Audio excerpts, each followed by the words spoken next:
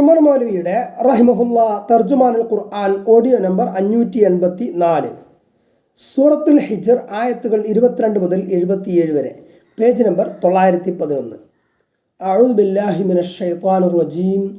ബിസ്മില്ലാഹിർ റഹ്മാനിർ റഹീം. وأرسلنا الرياح لواقح فأنزلنا من السماء ماء فأسقيناكموه وما أنتم له بخازنين وإنا لنحن نحيي ونميت ونحن الوارثون ولقد علمنا المستقدمين منكم ولقد علمنا المستأخرين وإن ربك هو يحشرهم إنه حكيم عليم ولقد خلقنا الإنسان من صلصال من حمأ مسنون والجان خلقناه من قبل من نار السموم وإذ قال ربك للملائكة إني خالق بشرا من صلصال من حمأ مسنون فإذا سويته ونفخت فيه من روحي فقعوا له ساجدين فسجد الملائكة كلهم أجمعون إلا إبليس أبى أن يكون مع الساجدين قال يا إبليس ما لك ألا تكون مع الساجدين قال لم أكن لأسجد لبشر خلقته من صلصال من حمأ مسنون قال فاخرج منها فإنك رجيم وإن عليك اللعنة إلى يوم الدين قال رب فأنظرني إلى يوم يبعثون قال فإنك من المنظرين إلى يوم الوقت المعلوم قال رب بما أغويتني لأزينن لهم في الأرض ولأغوينهم أجمعين إلا عبادك منهم المخلصين قال هذا صراط علي مستقيم إن عبادي ليس لك عليهم سلطان إلا من اتبعك من الغاوين وإن جهنم لموعدهم أجمعين لها 7 أبواب لكل باب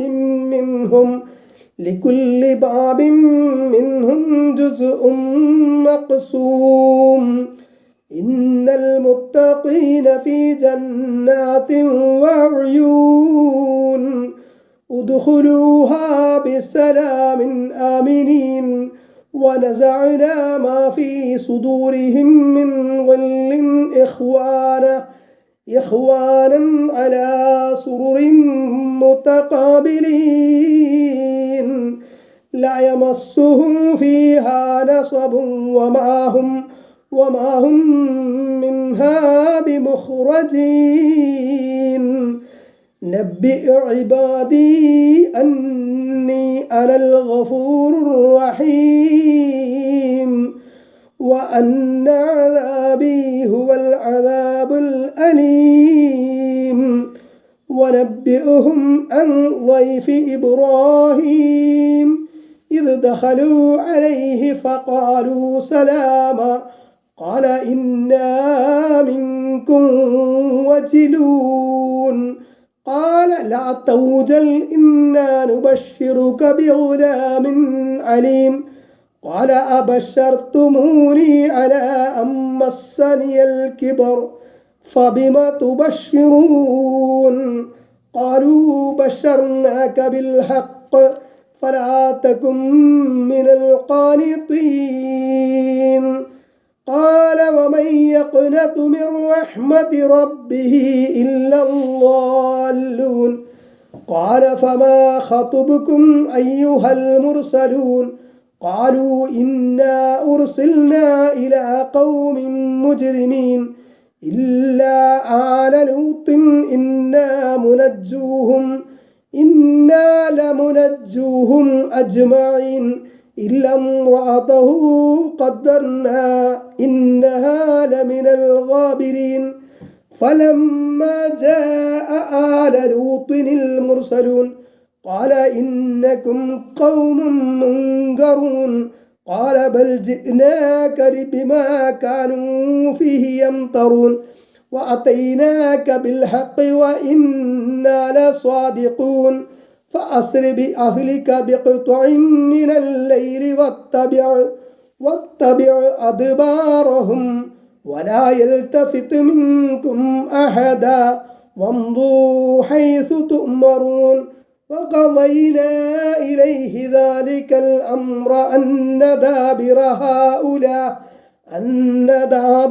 هؤلاء مقطوع مصبحين وجاء أهل المدينة يستبشرون قال إن هؤلاء ضيفي فلا تفضحون واتقوا الله ولا تخزون قالوا أولم ننهك عن العالمين قال هؤلاء بناتي إن كنتم فاعلين لعمرك إنهم لفي سكرتهم يعمهون فأخذتهم الصيحة مشرقين فجعلنا عاليها سافلها وأمطرنا عليهم حجارة من سجين إن في ذلك لآيات للمتبسمين وإنها لبسبيل مقيم إن في ذلك لآية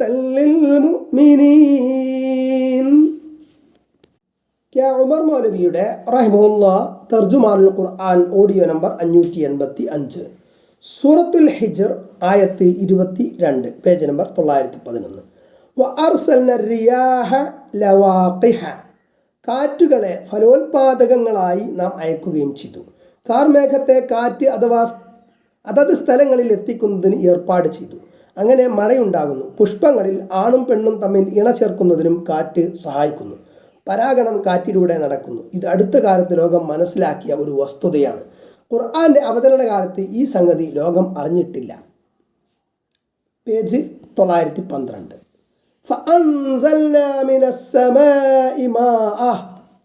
എന്നിട്ട് ആകാശത്ത് നിന്ന് നാം വെള്ളം ഇറക്കി.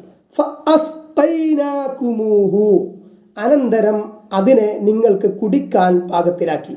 വമാ അൻതും ലഹു ബിഖാസിനീൻ, നിങ്ങൾ അത് സംഭരിച്ചു നിർത്തുന്നവരല്ല. ആവശ്യം പോലെ ഉപയോഗിക്കാൻ തക്കവണ്ണം ആ മഴവെള്ളം അധിക കാലത്തേക്ക് സംഭരിച്ചു നിർത്തുവാൻ നിങ്ങൾക്ക് സാധിക്കുകയില്ല. മഴ പെയ്യിക്കാൻ നിങ്ങൾക്ക് കഴിയുകയില്ലെന്നതിരിക്കട്ടെ, ആ മഴവെള്ളം നന്നായി സൂക്ഷിച്ചു വെക്കാൻ പോലും നിങ്ങൾക്ക് കഴിയുന്നില്ല. വെള്ളം ദീർഘകാലത്തേക്ക് സൂക്ഷിച്ചു വെക്കാൻ അള്ളാഹുവിനെ കഴിയൂ. ഭൂഗർഭജലത്തെ സജ്ജീകരിച്ചത് അത്ഭുതകരമായ നിലയിലാണ്. നീരാവി, കാർമേഘം, മഴ, ജലാശയങ്ങൾ ഇവയുടെ സംവിധാനം ഒരു പ്രത്യേക ചാക്രിക രൂപത്തിലാക്കിയതും അവൻ തന്നെ. ആയത്ത് 23. നിശ്ചയമായും നാം തന്നെയാണ് ജീവിപ്പിക്കുകയും മരിപ്പിക്കുകയും ചെയ്യുന്നത്. വനഹ്നുൽ വാരിസൂൻ, നാം തന്നെയാണ് അനന്തരാവകാശികളും. ഭൂമിയടക്കമുള്ള പ്രപഞ്ചത്തിലെ സർവ്വത്തിൻ്റെയും യഥാർത്ഥ ഉടമ അള്ളാഹു ആകുന്നു. ഓരോ തലമുറയും അടുത്ത തലമുറക്ക് അനന്തരാവകാശം നൽകുന്നു. അങ്ങനെ ഒടുവിൽ എല്ലാറ്റിൻ്റെയും അവകാശം അള്ളാഹുവിന് മാത്രമായി തീരും. ആയത്ത് 24. വലഖദ് അലിംനൽ മുസ്തഖ്ദിമീന മിൻകും വലഖദ് അലിംനൽ മുസ്തഅഖിരീൻ, നിശ്ചയമായും തീർച്ചയായും നിങ്ങളിൽ നിന്ന് മുൻകടന്നു പോയവരെ നാം അറിഞ്ഞിട്ടുണ്ട്. പിന്നാലെ വരുന്നവരെയും നാം അറിഞ്ഞിട്ടുണ്ട്. എല്ലാ കാലങ്ങളിലും ജീവിതം, മരണം, കർമ്മങ്ങൾ ഇവയിലെല്ലാം തന്നെ മുന്നിലായവരെയും പിന്നിലായവരെയും അള്ളാഹുവിന് മുൻകൂട്ടി കൃത്യമായി അറിയാം. ആയത്ത് 25. ഇന്ന റബ്ബക ഹുവ യഹ്ശുറുഹും, നിശ്ചയമായും നിന്റെ റബ്ബ് തന്നെ അവരെ ഒരുമിച്ച് കൂട്ടുന്നതാകുന്നു.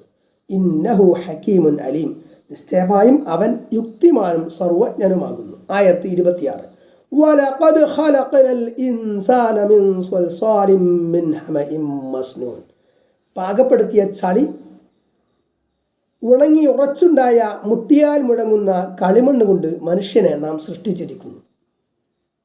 മനുഷ്യരുടെ സൃഷ്ടിപ്പിനെ കുറിച്ച് പറയുന്ന സന്ദർഭങ്ങളിൽ മണ്ണ്, കളിമണ്ണ്, മുട്ടിയാൽ മുഴക്കമുണ്ടാകുന്ന മണ്ണ് എന്നിങ്ങനെ അർത്ഥമുള്ള വിവിധ പദങ്ങൾ ഉപയോഗിച്ച് കാണാം. മണ്ണിൻ്റെ വ്യത്യസ്ത സ്വഭാവ വിശേഷങ്ങളാ കുറിക്കാനാകാം ഇങ്ങനെ വിവിധ പദങ്ങൾ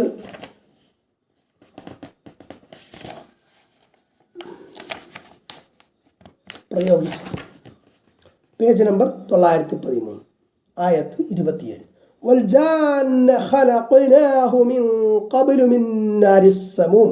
രോമക്കുഴികളിൽ പ്രവേശിക്കുന്ന അതികഠിനമായ ചൂടുള്ള തീ കൊണ്ട് മുമ്പ് തന്നെ ജിന്നിനെയും നാം സൃഷ്ടിച്ചു.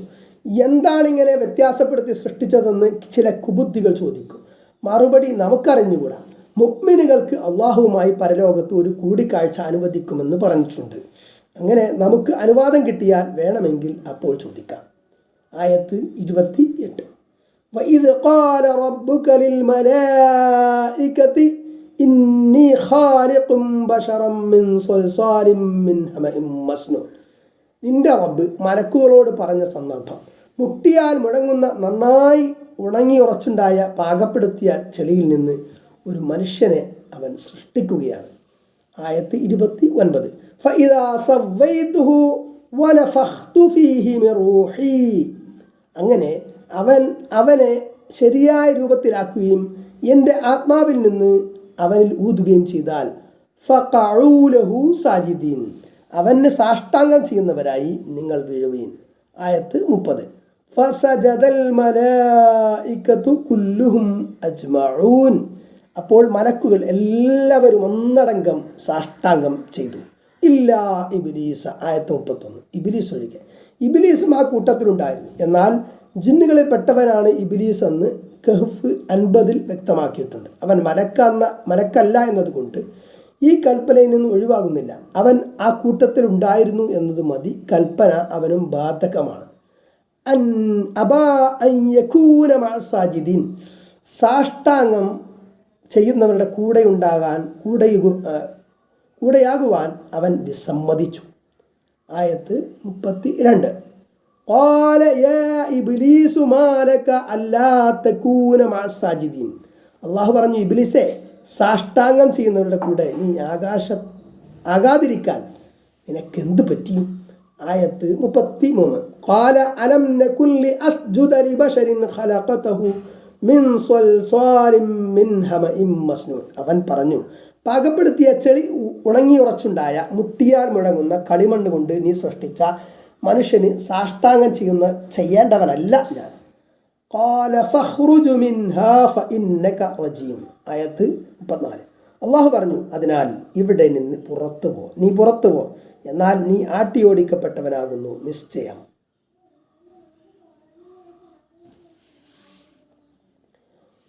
പേജ് 914, ആയത്ത് 35. വഇന്ന അലൈക ലഅനത ഇലാ യൗമിദ്ദീൻ, നിശ്ചയമായും പ്രതിഫല ദിവസം വരെ നിന്റെ മേൽ ശാപം. ആയത്ത് 36. ഖാല റബ്ബി ഫഅൻദിർനി ഇലാ യൗമി യുബ്അഥൂൻ, അവൻ പറഞ്ഞു, എൻ്റെ റബ്ബേ, എന്നാൽ അവർ പുനർജീവിപ്പിക്കപ്പെടുന്ന ദിവസം വരെ എനിക്ക് അവധി നീട്ടിത്തരണേ. ആയത്ത് 37. ഖാല ഫഇന്നക മിനൽ മുൻദരീൻ, അല്ലാഹു പറഞ്ഞു, എന്നാൽ നിശ്ചയമായും നീ അവധി നൽകപ്പെട്ടവരിൽ പെട്ടവനാകുന്നു. ആയത്ത് 38. ഇലാ യൗമിൽ വഖ്തിൽ മഅലൂം, അറിയപ്പെട്ട ആ നിശ്ചിത സമയത്തിൻ്റെ ദിവസം വരെ. ആയത്ത് 39. ഖാല റബ്ബി ബിമാ അഗ്വൈതനി ലഉസയ്യിനന്ന ലഹും ഫിൽ അർദ്, ഇബ്ലീസ് പറഞ്ഞു, എൻ്റെ റബ്ബേ, നീ എന്നെ വഴി പിഴപ്പിച്ചതിനാൽ അവർക്ക് ഈ ഭൂമിയിൽ ഞാൻ ഭംഗിയാക്കി കൊടുക്കുക തന്നെ ചെയ്യും. അവരുടെ നാശത്തിൻ്റെ മാർഗങ്ങൾ നല്ലതായി ഞാൻ അവർക്ക് തോന്നിപ്പിക്കും. തെറ്റുകളും പാപങ്ങളും ആകർഷകമാക്കി ഞാൻ അവർക്ക് കാണിച്ചു കൊടുക്കും. അവ ചെയ്യുന്നവർ ഓരോ ന്യായീകരണം പറയാറില്ലേ, അത് ചെകുത്താൻ ദുർബോധനം നൽകുന്നതാണ്. വല ഉയന്നഹും അജ്മഈൻ, അവരെല്ലാവരെയും ഞാൻ വഴിപിഴപ്പിക്കുക തന്നെ ചെയ്യും തീർച്ച. ആയത്ത് 40. ഇല്ലാ ഇബാദക മിൻഹുമുൽ മുഖ്ലസീൻ, അവരിൽ നിന്ന് നിഷ്കളങ്കരായ നിന്റെ അടിമകൾ ഒഴികെ സദ്വത്തരായ സത്യവിശ്വാസികളുണ്ട്. അവരെ വഴിപിഴപ്പിക്കാൻ എനിക്ക് കഴിയുകയില്ല. കഴിയുന്നവരെല്ലാം ഞാൻ വഴിപിഴപ്പിക്കുമെന്ന് പിശാച് പറഞ്ഞു. ആയത്ത് 41. ഖാല ഹാദാ സിറാത്തുൻ അലയ്യ മുസ്തഖീം, അള്ളാഹു പറഞ്ഞു, ഇത് എൻ്റെ മേൽ ബാധ്യസ്ഥമായ നേർവഴിയാകുന്നു. എൻ്റെ സ്നേഹം സമ്പാദിക്കുവാനുള്ള ശരിയായ മാർഗം എൻ്റെ നിഷ്കളങ്ക അടിമയായി ജീവിക്കലാണ്. ആ മാർഗത്തിൽ പ്രവേശിച്ചവർ എൻ്റെ സംരക്ഷണത്തിനും അനുഗ്രഹത്തിനും അർഹരാണ്. അവരെ ഞാൻ സ്നേഹിക്കുകയും അനുഗ്രഹിക്കുകയും ചെയ്യുന്നതാണ്. ആയത്ത് 42. ഇന്ന ഇബാദി ലൈസ ലക അലൈഹിം സുൽത്താൻ, നിശ്ചയമായും എൻ്റെ അടിമകളാവട്ടെ അവരുടെ മേൽ നിനക്ക് യാതൊരു സ്വാധീനവുമില്ല. ഇല്ലാ മനിത്തബഅക മിനൽ ഗാവീൻ, നിന്നെ പിമ്പറ്റിയ വഴികെട്ടവരൊഴികെ അവരെ മാത്രമേ നിനക്ക് സ്വാധീനിക്കാൻ കഴിയുകയുള്ളൂ. ആയത്ത് 43. ഇന്ന ജഹന്നമ ലമൗഇദുഹും അജ്മഈൻ, ഇബ്ലീസിനും അവൻ്റെ ഉപദേശം സ്വീകരിച്ചവർക്കുമെല്ലാം നിശ്ചയിച്ച സ്ഥലം നരകമാണ്. ഉമർ മൗലവിയുടെ റഹിമഹുല്ലാ തർജുമാനുൽ ഖുർആൻ ഓഡിയോ നമ്പർ 586, സൂറത്തുൽ ഹിജ്ർ ആയത്ത് 44, പേജ് നമ്പർ 915. ലഹാ സബ്അതു അബ്വാബിൻ, അതിന് അഥവാ ആ നരകത്തിന് 7 വാതിലുകളുണ്ട്. ലികുല്ലി ബാബിൻ മിൻഹും ജുസ്ഉം മഖ്സൂം, ഓരോ വാതിലിനും അവരിൽ നിന്ന് നിശ്ചയിക്കപ്പെട്ട ഓരോ വിഭാഗക്കാരുമുണ്ട്. ഇബ്ലീസിൻ്റെ അനുയായികളെ അവരുടെ കുറ്റങ്ങളുടെ തോതനുസരിച്ച് 7 ഭാഗമായി വിഭജിക്കും. ഓരോ ഭാഗക്കാർക്കും പ്രത്യേകം വാതിൽ കണക്കാക്കിയിട്ടുണ്ട്. ആയത്ത് 45. ഇന്നൽ മുത്തഖീന ഫി ജന്നാതിൻ വഉയൂൻ, നിശ്ചയമായും ഭക്തന്മാർ സ്വർഗത്തോപ്പുകളിലും അരുവികളിലുമാകുന്നു. ആയത്ത് 46. ഉദ്ഖുലൂഹാ ബിസലാമിൻ ആമിനീൻ, നിർഭയരായി ശാന്തിയോടെ അവയിൽ നിങ്ങൾ പ്രവേശിക്കുക. യാതൊരു ശല്യവും കൂടാതെ ആരെയും ഭയപ്പെടാതെ സുഖമായി അവിടെ താമസിച്ചു കൊള്ളുക എന്ന് അവർക്ക് ആശംസകൾ അർപ്പിക്കപ്പെടും. ആയത്ത് 47. വനസഅനാ മാ ഫീ സുദൂരിഹിം മിൻ ഗില്ലിൻ, അവരുടെ ഹൃദയങ്ങളിലെ പോര് നാം ഊരിയെടുക്കുന്നതാകുന്നു. ഇഖ്വാനൻ അലാ സുറുറിൻ മുതഖാബിരിൻ, കട്ടിലുകളിൽ പരസ്പരം അഭിമുഖമായിരിക്കുന്ന സഹോദരങ്ങളായ നിലയിൽ. വിശ്വാസികൾ തമ്മിൽ ചെറിയ തോതിൽ വെറുപ്പും ഇഷ്ടക്കേടും ഉണ്ടാകും. അത്തരത്തിൽ വരാതെ നോക്കാക്കണേ എന്ന് പ്രാർത്ഥിക്കാൻ പഠിപ്പിച്ചിട്ടുണ്ട്. അതെല്ലാം അള്ളാഹു സ്വർഗവാസികളുടെ മനസ്സിൽ നിന്ന് നീക്കിക്കളയും. ഞങ്ങളുടെ രക്ഷിതാവേ, ഞങ്ങൾക്കും സത്യവിശ്വാസത്തോടെ ഞങ്ങൾക്ക് മുമ്പ് കഴിഞ്ഞു പോയിട്ടുള്ള ഞങ്ങളുടെ സഹോദരങ്ങൾക്കും നീ പുറത്തു തരണമേ. സത്യവിശ്വാസികളായവരോട് ഞങ്ങളുടെ മനസ്സുകളിൽ നീ ഒരു വിദ്വേഷവും ഉണ്ടാക്കരുത്. സൂറത്തുൽ ഹഷർ 10-ാമത്തെ ആയത്തിലെ പ്രാർത്ഥന. ആയത്ത് 48. ലാ യമസ്സുഹും ഫിഹാ നസ്വബുൻ, അവിടെ അവർക്ക് യാതൊരു ക്ഷീണവും ബാധിക്കുകയില്ല.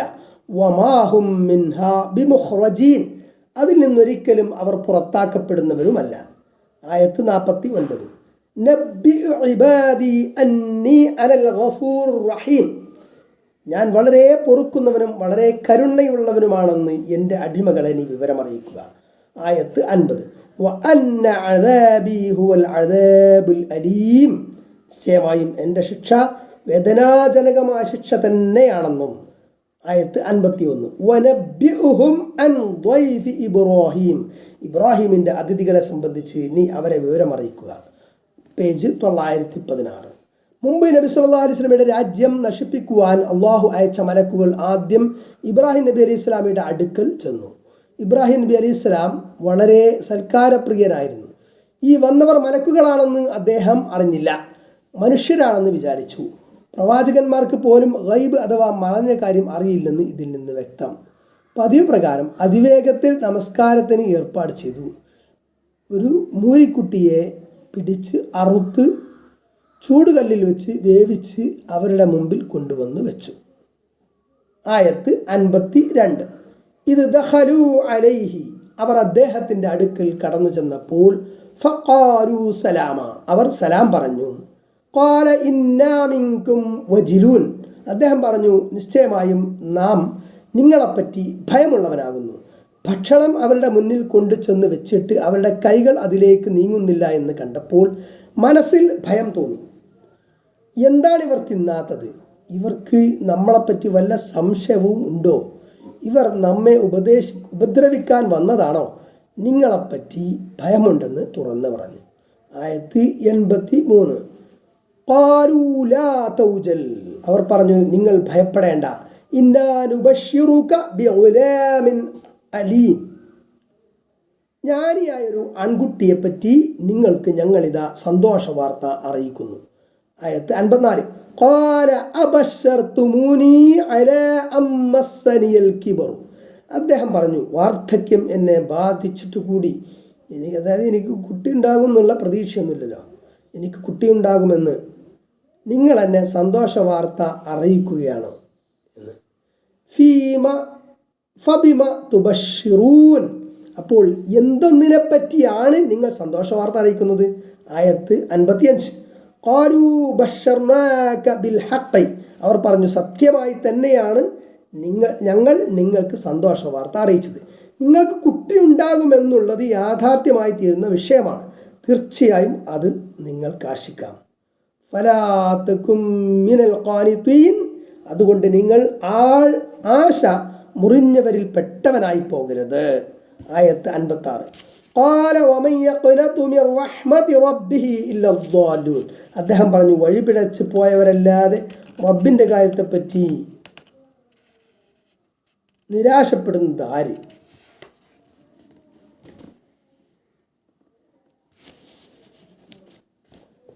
പേജ് 917. നിരാശ പാടില്ലെന്ന് അറിയിക്കുന്നത് പ്രത്യേകം ശ്രദ്ധിക്കുക. പൂർണ്ണ നിരാശ വഴികേടാണെന്ന് വ്യക്തമാക്കുകയും ചെയ്യുന്നു. ഒരു കാര്യത്തെ സംബന്ധിച്ചും അതൊരിക്കലും ശരിയാകില്ല എന്ന് വിചാരിച്ച് ആശ മുറിയരുത്. ആയത്ത് 57. ഖാല ഫമാ ഖതുബുകും അയ്യുഹൽ മുർസലൂൻ, അദ്ദേഹം ചോദിച്ചു ഹേ ദൂതന്മാരെ എന്താണ് നിങ്ങളുടെ മുഖ്യ വിഷയം? ആയത്ത് 58. ഖാലൂ ഇന്നാ ഉർസിൽനാ ഇലാ ഖൗമിൻ മുജ്രിമീൻ, അവർ പറഞ്ഞു നിശ്ചയമായും ഞങ്ങൾ കുറ്റവാളികളായ ഒരു കൂട്ടം ജനതയുടെ നേരെ നിയോഗിക്കപ്പെട്ടിരിക്കുന്നു. സ്വവർഗരതിക്കാരായിരുന്ന ലൂത്ത് അലൈഹിസ്സലാമിൻ്റെ ജനതയെ നശിപ്പിക്കാൻ അയക്കപ്പെട്ട മലക്കുകളാണിവർ. ആയത്ത് 59. ഇല്ലാ ആല ലൂത്തിൻ, നിശ്ചയമായും ലൂത്തിൻ്റെ കുടുംബം ഒഴികെ. ഇന്നാ ലമുനജ്ജൂഹും അജ്മഈൻ, നിശ്ചയമായും ഞങ്ങൾ അവരെല്ലാവരെയും രക്ഷപ്പെടുത്തുക തന്നെ ചെയ്യും. ഇല്ലംറഅതഹു, അദ്ദേഹത്തിൻ്റെ ഭാര്യയെ ഒഴികെ. ആയത്ത് 60. ഖദ്ദർനാ ഇന്നഹാ ലമിനൽ ഗാബിരീൻ, നിശ്ചയമായും ആ സ്ത്രീ ശിക്ഷയിൽ അകപ്പെടുന്നവരിൽ പെട്ടവളാണെന്ന് ഞങ്ങൾ കണക്കാക്കിയിരിക്കുന്നു. ഞങ്ങൾ രക്ഷിക്കും, ഞങ്ങൾ കണക്കാക്കി എന്നൊക്കെ മലക്കുകൾ പറഞ്ഞത് അവർ അതിനായി നിയോഗിക്കപ്പെട്ടവരാണെന്നുള്ളത് കൊണ്ടാണ്. ലൂത്ത് അലൈഹിസ്സലാമിൻ്റെ ഭാര്യ അവിശ്വാസിനിയാണെന്ന് മാത്രമല്ല അവിശ്വാസികൾക്ക് മാതൃകയാണ്. തഹരീം 10. പ്രവാചകന്റെ ഭാര്യയ്ക്ക് പോലും ബന്ധം കൊണ്ട് സന്മാർഗം പ്രാപിക്കാനോ രക്ഷപ്പെടാനോ കഴിയില്ല. പലരോടുമുള്ള ബന്ധത്തിൻ്റെ അടിസ്ഥാനത്തിൽ രക്ഷ കിട്ടുമെന്ന ധാരണ സമുദായത്തിലുണ്ട്. അവർ കാര്യം ഗ്രഹിക്കട്ടെ. ആയത്ത് 61. ഫലമ്മ ജാഅ ആല ലൂത്തിനിൽ മുർസലൂൻ, അങ്ങനെ ലൂത്തിൻ്റെ കുടുംബത്തിൽ ദൂതന്മാരായ മലക്കുകൾ വന്നപ്പോൾ. ആയത്ത് 62. ഖാല ഇന്നകും ഖൗമുൻ മുൻകറൂൻ, അദ്ദേഹം പറഞ്ഞു തീർച്ചയായും നിങ്ങൾ അപരിചിതരായ ഒരു കൂട്ടരാണല്ലോ. നിങ്ങൾ ആരാണ്, എവിടെ നിന്ന് വന്നു, എന്തിന് വന്നു എന്നൊന്നും മനസ്സിലാകുന്നില്ല. മുമ്പ് നിങ്ങളെ കണ്ട് പരിചയവുമില്ല. ആയത്ത് 63. ഖാലൂ ബൽ ജിനാക ബിമാ കാനൂ ഫിഹി യംതറൂൻ, അവർ പറഞ്ഞു എന്നാൽ അവർ സംശയിച്ചു കൊണ്ടിരിക്കുന്ന ഒരു കാര്യവുമായാണ് ഞങ്ങൾ നിങ്ങളുടെ അടുക്കൽ വന്നിട്ടുള്ളത്. അള്ളാഹുവിൻ്റെ ശിക്ഷയെ സംബന്ധിച്ച് അവർക്ക് നിങ്ങൾ മുന്നറിയിപ്പ് നൽകി. അവരതിൽ സംശയിച്ചു കൊണ്ട് തന്നെ ഇതുവരെ നിന്നു. ഒരപകടം സംശയിക്കപ്പെട്ടതാണെങ്കിലും സൂക്ഷിക്കേണ്ടതാണല്ലോ, ആ സ്വഭാവവും അവർക്കില്ല. നിഷേധവും പരിഹാസവും തന്നെ. ഇപ്പോൾ ആ ശിക്ഷയുമായി ഞങ്ങളിതാ വന്നിരിക്കുന്നു. പേജ് നമ്പർ 918, ആയത്ത് 64. യഥാർത്ഥമായതും കൊണ്ട് ഞങ്ങളിതാ താങ്കളുടെ അടുക്കൽ വന്നിരിക്കുന്നു. നിശ്ചയം ഞങ്ങൾ സത്യം പറയുന്നവർ തന്നെ. ആയത്ത് 65. അതുകൊണ്ട് താങ്കളുടെ കുടുംബത്തെയും കൊണ്ട് രാത്രിയുടെ അന്ത്യയാമത്തിൽ താങ്കൾ യാത്ര ചെയ്തുകൊള്ളുക. ആയത്ത് തുടർച്ച തന്നെ 65 തുടർച്ച തന്നെ. അവരുടെ പിന്നാലെ താങ്കൾ അനുഗമിക്കുകയും ചെയ്യുക. നിങ്ങളിൽ ഒരാളും തിരിഞ്ഞു നോക്കുകയും അരുത്. കൽപ്പിക്കപ്പെടുന്ന ഭാഗത്തേക്ക് നിങ്ങൾ നടന്നു പോയിക്കൊള്ളുക.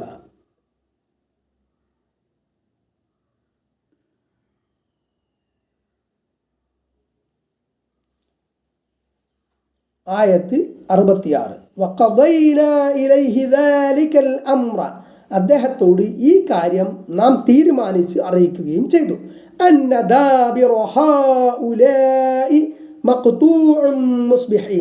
നിശ്ചയമായും അവർ പ്രഭാതവേളയിലാകുമ്പോൾ ഇവർ മൂലച്ഛേദം ചെയ്യപ്പെടുന്നതാകുന്നു എന്ന്. മുരട് മുറിച്ച് നിശേഷം നശിപ്പിക്കപ്പെടും. ആയത്ത് 67. പട്ടണവാസികൾ സന്തോഷം പ്രകടിപ്പിച്ചു കൊണ്ടുവന്നു. വളരെ സുന്ദരന്മാരായ ചെറുപ്പക്കാർ ലൂത്ത് നബി അലൈഹി ഇസ്ലാമിയുടെ വീട്ടിൽ അതിഥികളായി വന്നിട്ടുണ്ടെന്നറിഞ്ഞ് പെണ്ണുങ്ങൾക്ക് പകരം ആണുങ്ങളുടെ അടുക്കൽ പോകുന്ന സ്വർഗരതിക്കാരായ ആ ദുർജനം ഓടിക്കൂടി. അവർക്ക് എന്തൊരു സന്തോഷം. ആയത്ത് 68.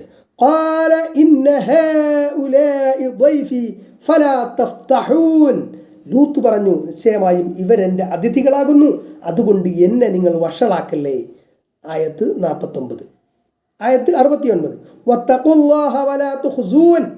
അല്ലാഹുവിനെ നിങ്ങൾ സൂക്ഷിക്കുവീൻ, നിങ്ങൾ എന്നെ അപമാനിക്കരുതേ. ആയത്ത് 70. അവർ പറഞ്ഞു, ലോകരെ സംബന്ധിച്ച് നിന്നെ ഞങ്ങൾ വിലക്കിയിരുന്നില്ലേ?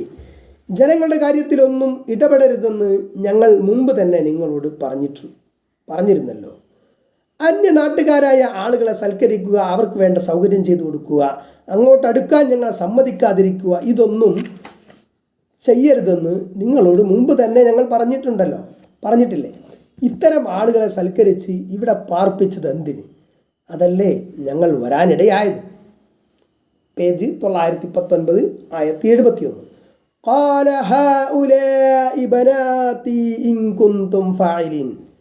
അദ്ദേഹം പറഞ്ഞു, എൻ്റെ പുത്രിമാരിതാ, നിങ്ങൾ ചെയ്യാൻ ഒരുക്കമുണ്ടെങ്കിൽ അവരെ ഞാൻ നിങ്ങൾക്ക് വിവാഹം ചെയ്തു തരാം.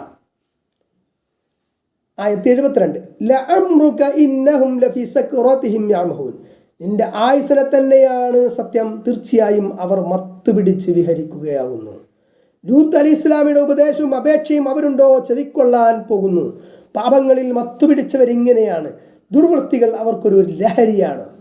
ആയത്ത് 73. അങ്ങനെ സൂര്യൻ ഉദിച്ചു വരുന്ന സമയത്ത് ഘോര ശബ്ദം അവരെ പിടികൂടി. ആയത്ത് 74. അപ്പോൾ ആ നാട്ടിനെ നാം കീഴ്മേലാക്കി മറിച്ചു. ചുട്ടുപടിപ്പിച്ച കളിമണ്ണ് കൊണ്ടുള്ള കല്ലുകൾ നാം അവരുടെ മേൽ വർഷിക്കുകയും ചെയ്തു. അപ്പോൾ അവരുടെ ശിക്ഷ 3 രൂപത്തിലായിരുന്നു: അതിഘോരമായ ശബ്ദം, രാജ്യം കീഴ്മേലാക്കി മാറ്റൽ, ചുട്ടുപഴുത്ത കൽവർഷം. അള്ളാഹുവിൻ്റെ ഏകത്വത്തെയും പ്രവാചകനെയും നിഷേധിച്ച ആ താന്തോന്നികൾ ലൈംഗിക വൈകൃതത്തിൻ്റെ അടിമകളായിരുന്നു. ലൂത്ത് അലൈഹിസ്സലാം അവരെ ഉപദേശിച്ചുവെങ്കിലും ഒരു ഫലവും ഉണ്ടായില്ല. ദുർവൃത്തി പരസ്യമാക്കുന്നതിൽ അവർക്കൊരു പ്രയാസവും വഷളത്തരവും ഉണ്ടായിരുന്നില്ല. പ്രവാചകന്റെ വീട്ടിൽ വന്ന അതിഥികളെ തങ്ങളുടെ തോന്യാസത്തിന് വിട്ടുതരണമെന്ന് പരസ്യമായി ആവശ്യപ്പെടാൻ മാത്രം വഷളന്മാരായ അതിക്രമകാരികളായിരുന്നു അവർ. ഒരു പാപമോ ദുർവൃത്തിയോ പരസ്യമാക്കാതെ രഹസ്യമായി ചെയ്യുക എന്നത് മറ്റൊരു വിഷയമാണ്. ആ ദുർവൃത്തി സമൂഹത്തിൻ്റെ പൊതു ആവശ്യമാണെന്ന അധപ്പതനത്തിൻ്റെ ആഴമേറിയ ഗർത്തത്തിലേക്ക് അവർ പതിച്ചിരുന്നു. അത്തരമൊരു താന്തോന്നി വർഗത്തിന് ഭൂമിയിൽ നിലനിൽക്കാൻ ഒട്ടും അവകാശമില്ല. അതായിരിക്കണം ആയത്തിൽ പറഞ്ഞ 3 തരം ശിക്ഷകളിലൂടെ അവരുടെ മുരട് മുറിച്ച് നശിപ്പിച്ചത്. ആയത്ത് 75 ഇന്ന ഫീ ദാലിക ലആയാതിൻ ലിൽ മുതവസ്സിമീൻ, നിരീക്ഷിച്ച് മനസ്സിലാക്കുന്നവർക്ക് അതിൽ ദൃഷ്ടാന്തങ്ങളുണ്ട് നിശ്ചയം. ആയത്ത് 76 വ ഇന്നഹാ ലബിസബീലിൻ മുഖീം, നിശ്ചയമായും നിലനിൽക്കുന്ന ഒരു പാതയിലാണ് ഈ രാജ്യം സ്ഥിതി ചെയ്യുന്നത്. മക്കയിൽ നിന്ന് ഷാമിലേക്ക് പോകുന്ന വഴിയിലാണ് ഈ സ്ഥലം. യാത്രക്കാർക്കത് കാണാം. അവിടെ ദൃഷ്ടാന്തം ഏത് കാലത്തും കാണത്തക്കവണ്ണം ആ വഴി അള്ളാഹു നിലനിർത്തി. സ്വദ്, സ്വൻആ, സ്വഅറാ, അമൂറ, സ്വദൂം എന്നീ പ്രദേശങ്ങളാണ് നശിപ്പിക്കപ്പെട്ടത്. അതിൻ തലസ്ഥാനമായിരുന്ന സ്വദൂം ചാവു തടാകത്തിൻ്റെ തെക്കേ അറ്റത്ത് സ്ഥിതി ചെയ്യുന്നു.